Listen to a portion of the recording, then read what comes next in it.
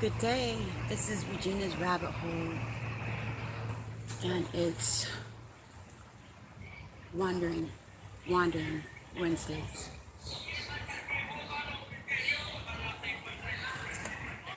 It's been a rough day already, and I need to remember what I wrote down I was going to share with you. You know, that's all a matter of perception. We have a lot of electronic interference today. There's something been really working at scattering my thoughts, and I've been pushing through it. This is actually the 5th time I've started over because of different interferences that I've had. But I'm just gonna go for it anyway. We're talking about perception, and how perception is what builds reality. Perception is what builds our world. And our world is made of words. This is what we use to project our perceptions, whether we write them or speak them out. And the words, they whirl. That's what moves the world. I was listening to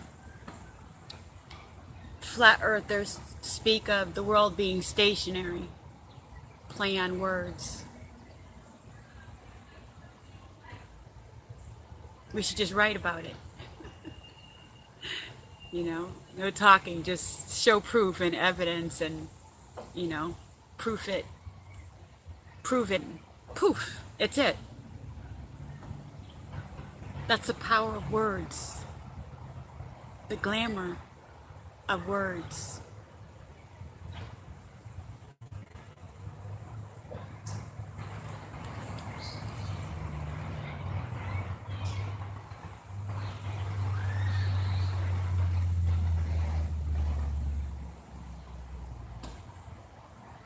My perception is my own. It's part of free will. I'm entitled to it. My creator gave it to me. Yeah. I can choose to use it or not. But what if I told you that there's a different perception, and that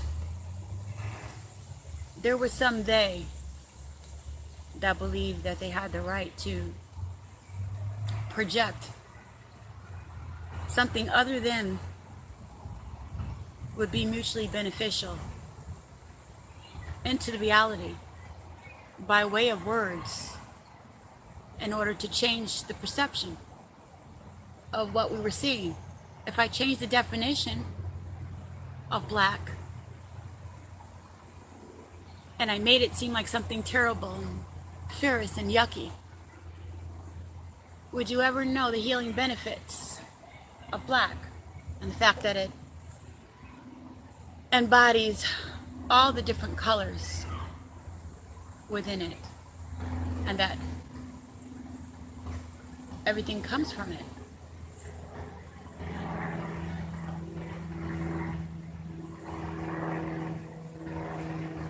So if we know that words make worlds, we see that some people pirate our perceptions away from us, like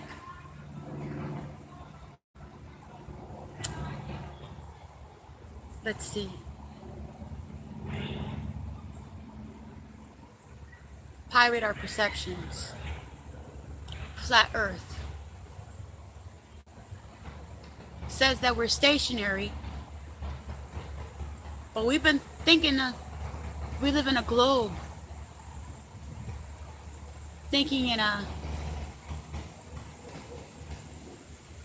perception that most likely changes your unconscious mind. Matter of fact, this may sound strange, but what if I told you some people don't see it as a globe? They do see it as flat. What if it's not just that, but it's upside down? That our perception of the world was upside down, like Lower and Upper Egypt. I don't know why I didn't see this years ago. And I was wondering about that, and I was looking at Egypt, Upper and Lower Egypt, and I realized that they were upside down. That the Lower Egypt was actually the Upper Egypt, and that they actually switched them. But my perception didn't go past that realm. I didn't see the entire map upside down. Only Egypt and Kemet. Only those sections that I was looking at years ago at the time, which is very funny. So we can go, aha, we can get something. And it can change our world and spin us into a whirlwind, move things around, our perceptions, and shift it. And that's what changes our world. Perception. See?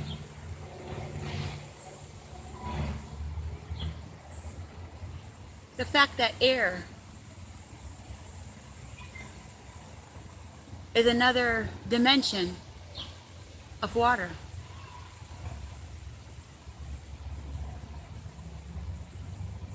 That's amazing what perception does.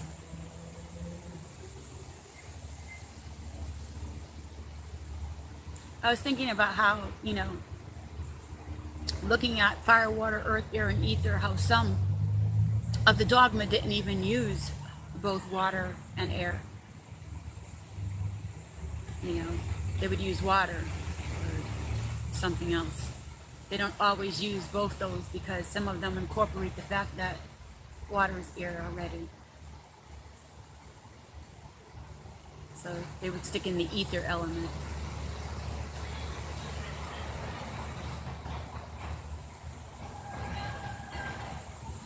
There's parasites pirating our perception.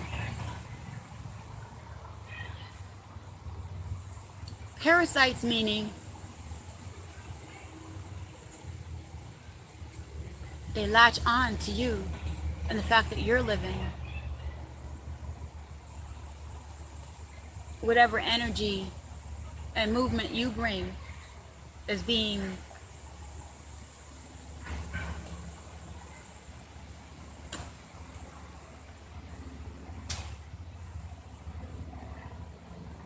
hijacked, or like somebody's riding your wave. I was looking at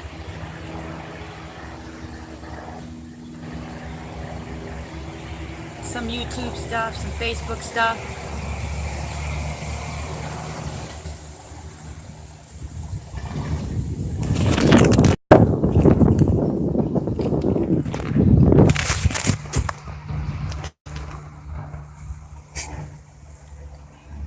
We're just gonna have to push through this today. There's a lot of interference and some of it's a little odd.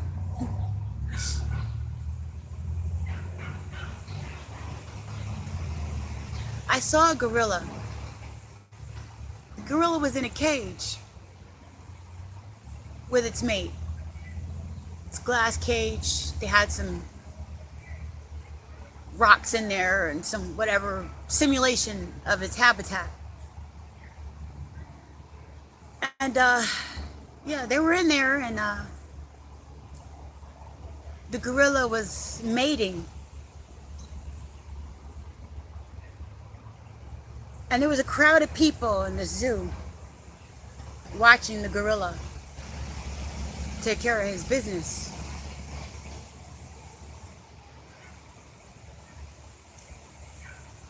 And the gorilla is out of his habitat, finding a moment to live, doing something that's supposed to reproduce itself.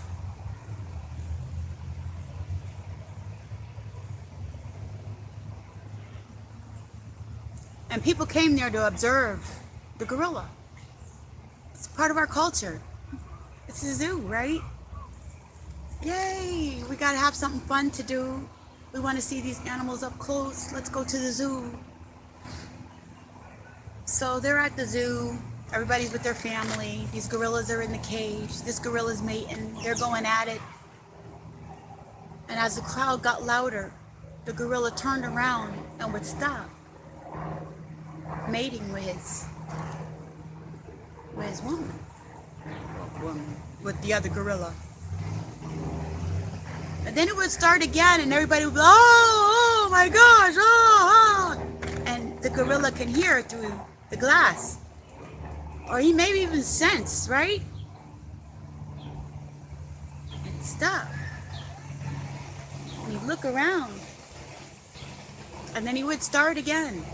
And I thought, how horrible an existence that must be. But that gorilla is not too far from we. It really isn't.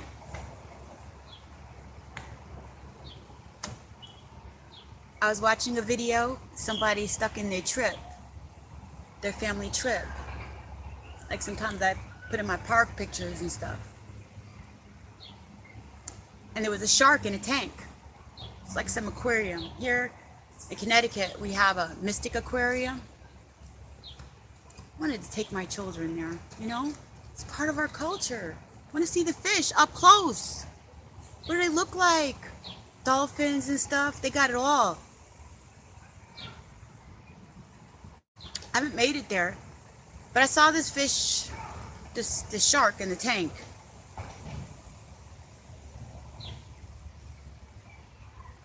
And I was thinking, what is the difference between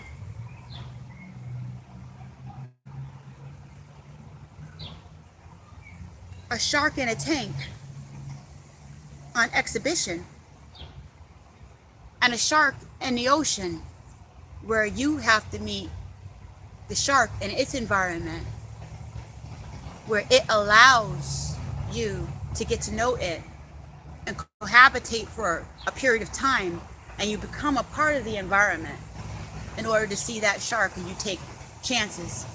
There's people who go snorkeling and, you know, they go on these trips and they get to see the shark. They go in, they immerse themselves, they become a part of the ocean.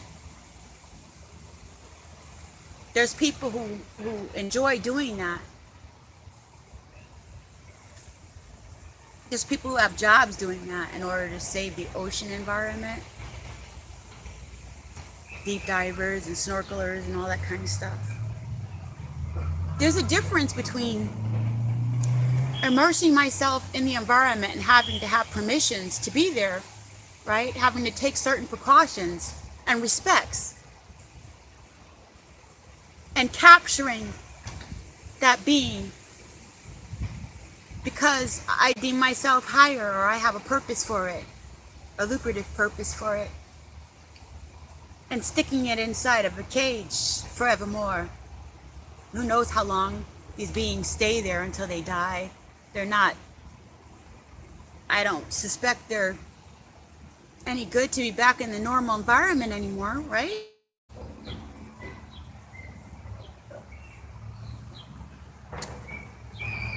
So that was something I was gleaming about perception and about how there's things that parasite the reality.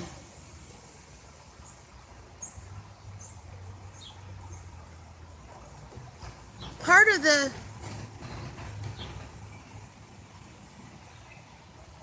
theology of flat earth was that the air part, that this is the filament, that the filament is also water.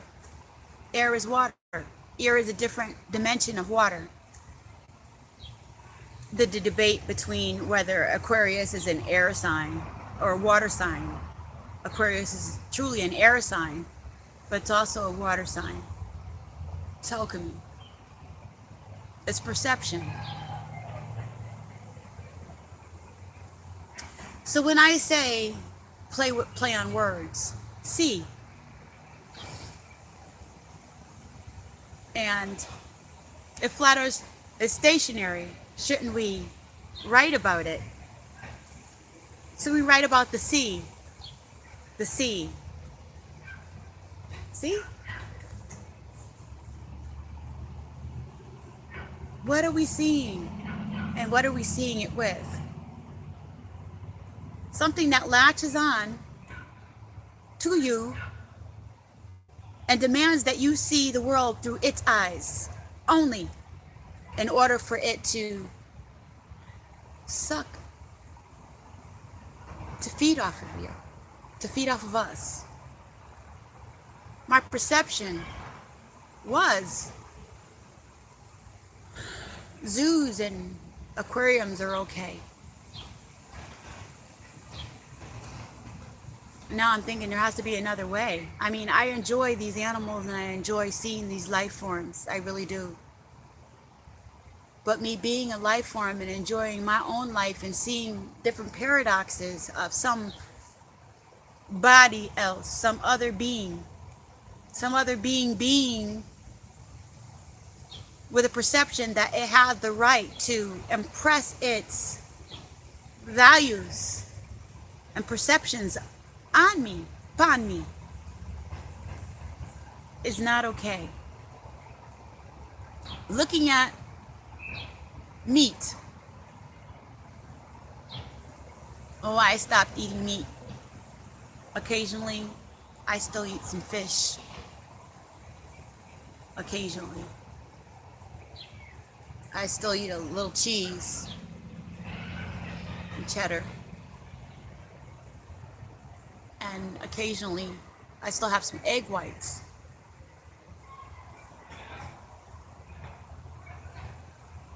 But before I got to that point, I was like anybody else, and I grew up with all these different kinds of meats, and oh man, the holidays, all this different food that we would have.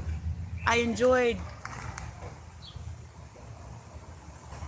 cooking all these different meats and smothering them in sauces and marinating them and seasoning them and tenderizing them and looking at the looks on my family's face when they ate them, because I enjoy cooking as a way to transmute my love and passion for my family or people that I care about, which is another way of saying family, because there's so much that we don't care about or we don't have to care about, so it's pretty cool.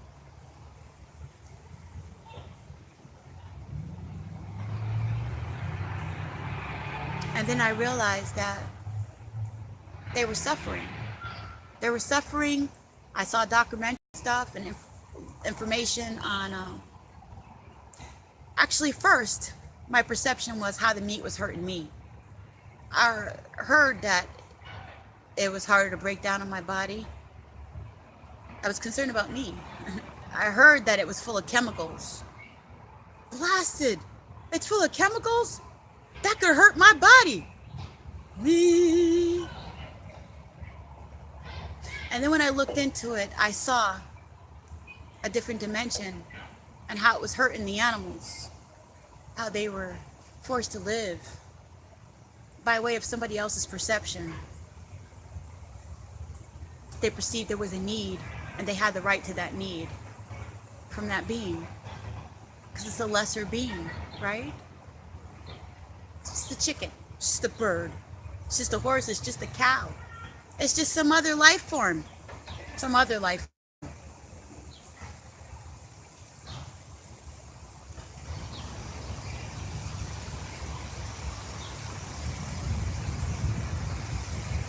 I think of Rockers Island in New York back in the day when they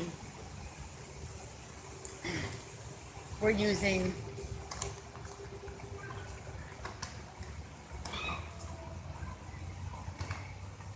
the Hitler thing, when they were separating people. They would call them mongoloid, retarded, defective, less than, due to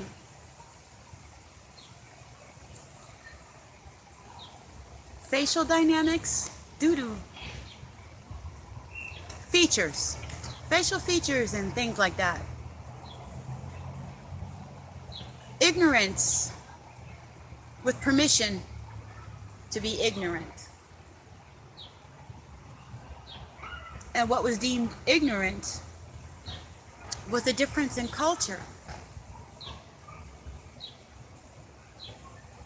the Nazis. They perceived themselves to be different, to be better, to be this, to be that, and build a world with words, which makes perceptions, moves things. Even if the earth is stationary, it's the words that move the world.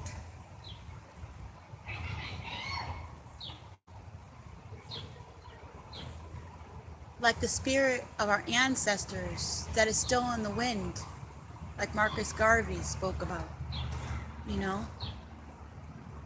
The monsoons that the Vikings and the Africans used to use. Not even going to get into how that history has been changed also. We're said to ride on the winds of the monsoon. Looking at spiritual energies, I've learned that the monsoon is like a collective,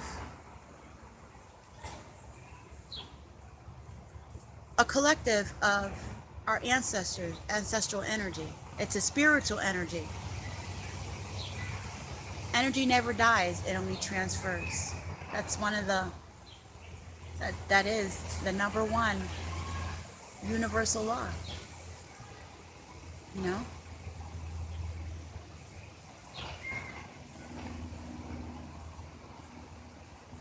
Now looking about limitations, right? Now, I know this is not a cartoon, but let's just say that the shark could communicate. Should the shark feel bad about itself for being caged? Should the shark feel bad about itself for being a shark?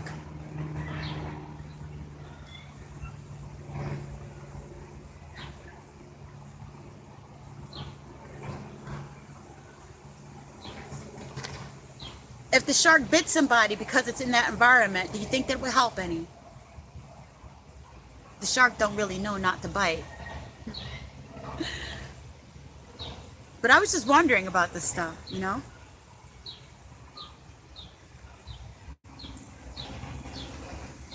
Let's just say that the shark could communicate with the Creator, and it called on universal law, that it had the same rights and principles as a human being. As a human being. As a human being. Which it doesn't. Say it called on universal law. The shark is in a cage and it has a mind to communicate and reason in the same way that we do. The universal law, would it have all sharks released? Would it have them released back into the wild? Would the place shut down? Would certain things happen, spiritual things, to be able to adjust the defectiveness of the cage that that being is in? If you could ask. Would it change the circumstances at all? These are the things that I'm learning. How to inquire through universal law and through certain tools. And how to make comparisons in order to evaluate our environment to be able to receive certain answers.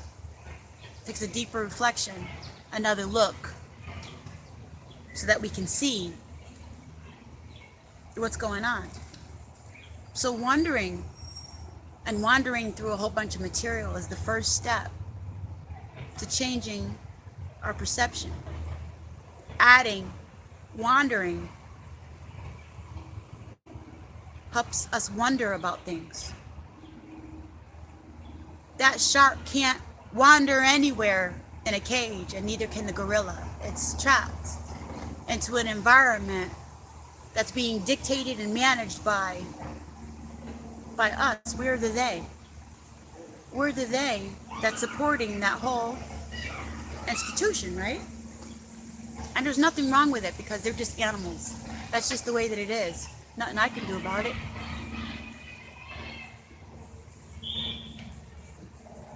I wonder, does it all start with a small thing? I stopped eating meat for the most part because I didn't like the transference, not in my mind, my heart, or in my body. I didn't like the way the meat made me feel after I ate it, and it was causing me problems, and I knew that I could feel lighter and feel better if I didn't eat it. At the time, I wasn't aware of the spiritual part of that, where if I'm not eating the meat that's been contaminated by fear and chemicals and mistreatment, that if I didn't take part of that by buying it, by buying into it, I would feel better. The spiritual energy. Energy never dies, it only transfers. It only transforms itself. So where does it go? I began to think about perception and how words make worlds and paradoxes, parallel realities and perceptions. The words make worlds. They whirl. They spin. They are an energy. They create perceptions. They indoctrinate, initiate, penetrate. Words are very powerful.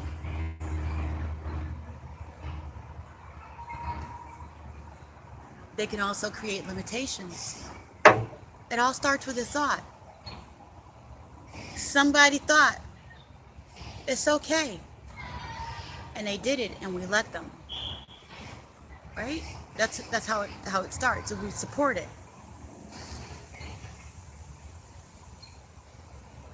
I was thinking about, I was also wondering about these movies, a few movies.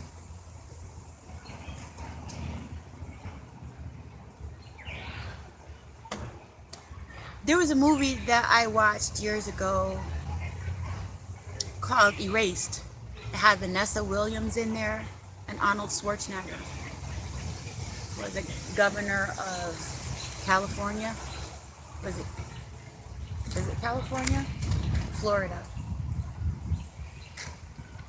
Off the top of my head, I'm not sure. I thought it was California, but it might be Florida, I'm not sure. But anyway, in this movie Erased,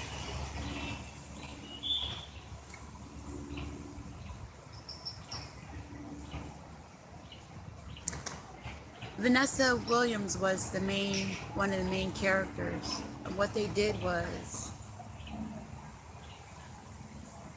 they took her identity and erased it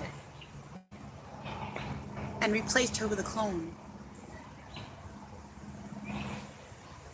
But she tried to go home, she couldn't, because there was somebody else living her life. Or was that Arnold Schwarzenegger? It was so long ago since I saw the movie, but you got to see this movie anyway. It's called Erased.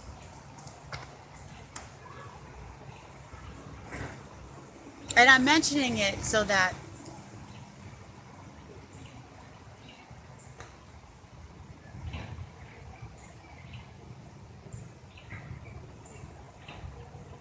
the programming is also very much put in our movies, right? The things that let us co-sign and say it's okay or it's not okay. So this movie Erased was one I thought was fascinating. Alternate realities and perceptions. But what initiates this reality First is the permissions to access it. Is it okay or is it not okay? Do you have a go or no? Yay or nay, right? You need a supporting cast. Who supported the Nazis? Who is supporting the Nazis? What is the supporting cast and why? Would people jump on the bandwagon of something so freaking ludicrous? Why do we jump on the bandwagon with things that don't make sense, that we wouldn't want ourselves to go through, but we put other people through it? It's a programming.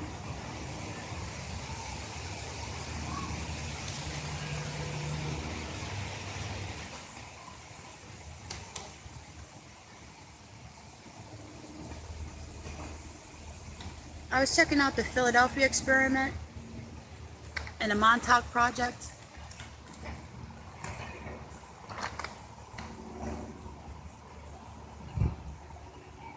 Do you know that when you hear some of the information, it said that some of the children that went into that machine at Montauk, at Camp Montauk, were able to see that the realities smashed together? From the Philadelphia experiment, they actually saw some of the people that were in the submarine, that were interacting with that experiment on time travel.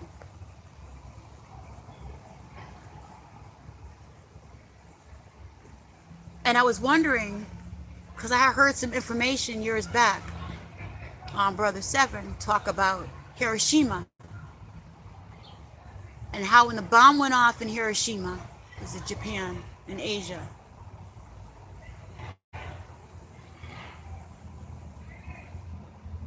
there was all this spiritual fracturing that went on.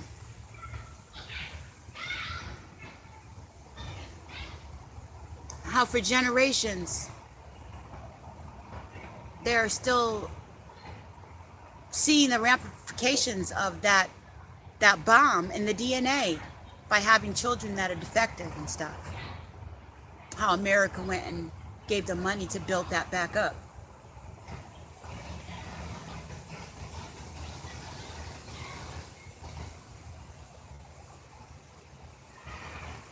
You know how they put things in movies? I used to think that all the movies were just make-believe, you know, if they had sci-fi on there, you know, it's not real. It's just something that is there. But then in my research, I learned that if you can imagine it, it all starts with a thought. That it comes from somewhere, like things come from out of the color black. It comes from out of the subconscious, out of the unconscious mind, and projects itself forward into reality. Thoughts come alive and become. Just like color and light, when it hits the planet and makes these varying varieties, makes all these different varieties of life, whether it's plant life or a shark or a gorilla or a person or a chicken.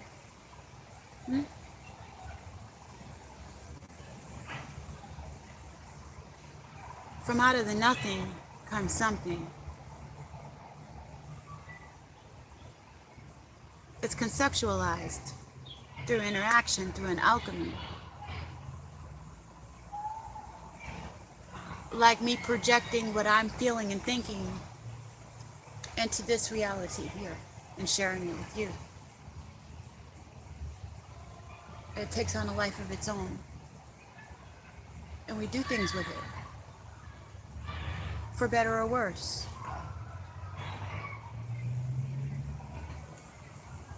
We marry this mirage to make it real, to set a reality into course, intercourse, to set a reality we conceptualize. See? See men.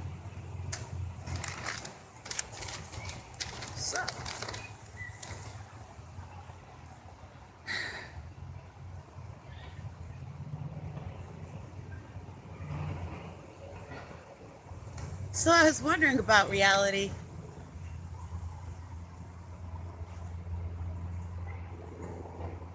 And I was watching, I did a little digging. I've been looking at, some things are harder, more difficult for me to understand. And I was looking at relativity and special relativity. No, I'm not an expert. Don't even try it. I'm not an expert. I'm wondering. As I'm wondering, I write stuff down and I put them together. The jack of all trades and the master of none. None. Okay, so speed of light, perceptive.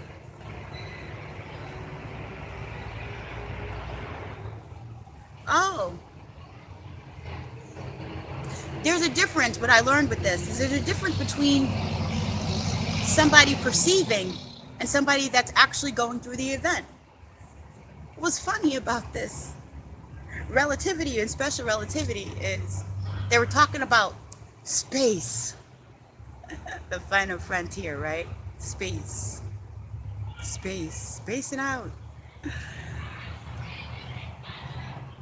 Outer space is inner space. If you look at the chakra system, it has a planetary alignment. It's aligned to some energies. It's attached to a body clock. It's attached to other systems, like the tarot, the ruta, right? Astrology, human design.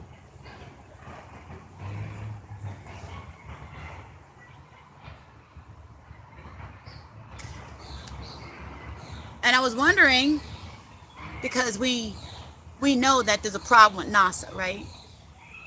And its perceptions that it's been sharing with humanity. And so, if there truly is really no outer space, there's a filament. Not really trying to be technical. What I am is looking at this perception.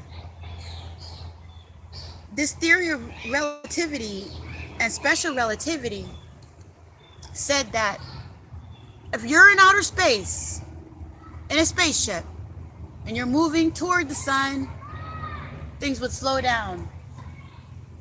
Because even though the ship is moving fast, time slows. And your perception would be that you're really not moving because you're headed toward the item. So to you, your perception would be different. Whereas if somebody on Earth was watching you, you end up looking like a dot as you go further away. So, and you look like you're probably going faster. So their perception of you from here, Earth looking at space, is different than being in space, moving through space, moving toward an item. I thought that was so interesting, and I was wondering about that. It's so hard to get more in-depth concept of that. How do you get a more in-depth concept of that when they're messing with the whole freaking perception of it? I wonder. As we wander through this information, it's a conundrum. So there's a difference between the witness and the actual participant, and how they reference a frame, and how we see life, which is the reason why I thought this was relevant to what I'm speaking about. It's the way we're designed, you know? It's something that can be manipulated, okay? Changed and grafted the way that we see things, our perceptions.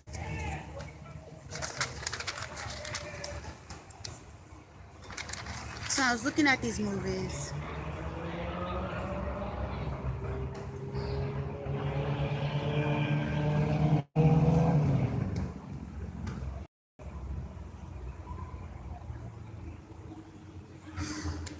Okay, so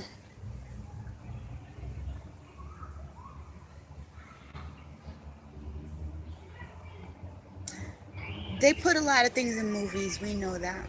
And so the movie I was checking out was The Titans, this anime,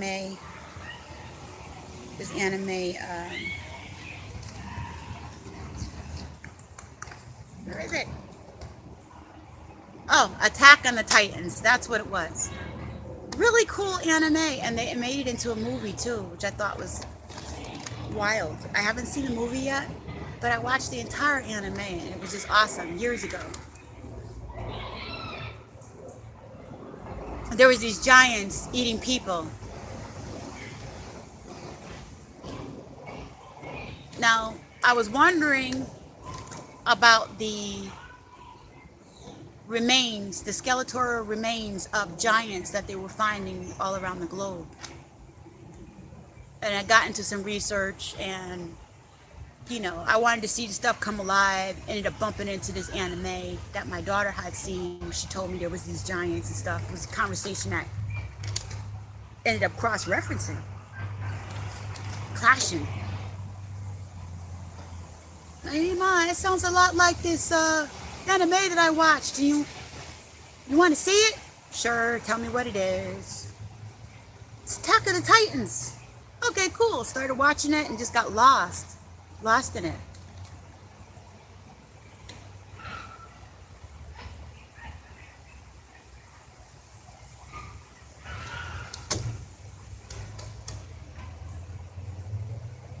There were so many things I was wondering about. This anime was giants that were attacking people and eating them. They were just cattle. Like we eat chickens. Those giants were oblivious. But then when you look at our history and you see that there are truly, when you look at the Anunnaki and you look at the history and stuff, the hidden history from the normal public and stuff, you see that there were giants. And you see that I've learned that they were eating so much that they were killing the planet. There's been many worlds. There's been many different worlds is what I'm moving toward, what I've been moving toward explaining. There's different dimensions and paradoxes. We run into it when we look at the Montauk Project. We run into it when we look at the Philadelphia experiment.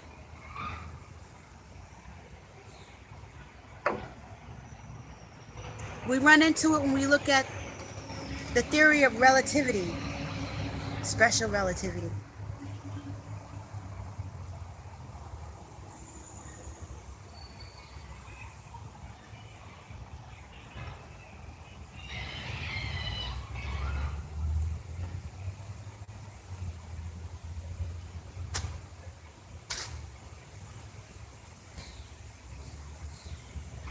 I was wondering, where do these different parallel realities come from? At one time I was wondering, but we're all different and made to see things from different perspectives. Some of us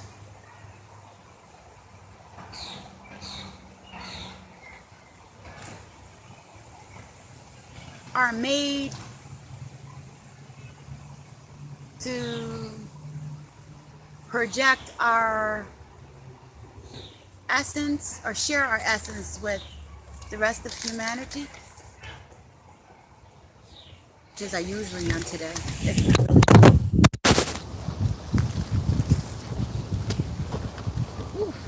goodness.